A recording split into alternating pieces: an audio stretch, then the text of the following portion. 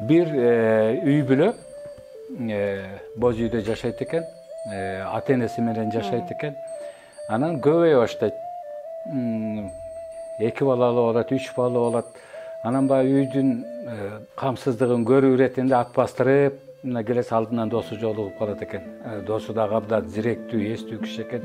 Экөө учурашкандан кийин айтып барат экен, досум аябай кыйналып баратам. Балалуу чакалуу болдум, ата энем колумда, өргөм тардык кылып атат. Кантип кеңейем, кандай кыларымды билбейм. Кудай карап турат, мен ата энемди таштабайм, жанымда гана болуш керек. Бирок кандай жол менен дагы кеңейем деп ойлонуп, ары бастырып, бери бастырганда алдыман чыгып атпайсыңбы дейт экен. Анан досу ойлонуп туруп, анан сенин да бир досуң барбы үй бүлөлүү дейт экен. Бар дейт экен. Анда менин сага өтүнүчүм. Экөөбүз акыреттик доспуз, кол алышканбыз. Ошол начар жашаган ошондой бир досуң болсо үйүңгө кечир, батырып кел. Ал Кудайга жетер, көрөр, жаратканда көрөт. Ал досуңду да үйүңө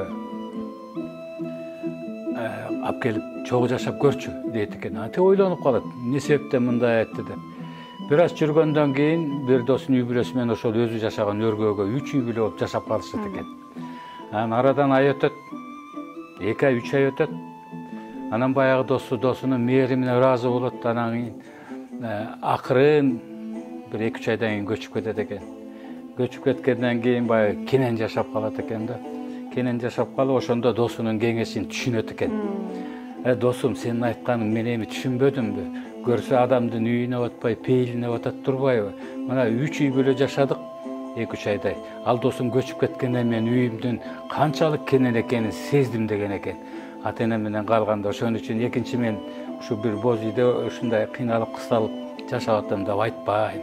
Сен акылыңа ыраазымын деп ошо досу жанагындай туюндурма менен билдирип койгон экен. Теги досу кайра көчүп кеткенден үйүнүн кандай кенеле түшкөнүн сезген экен да.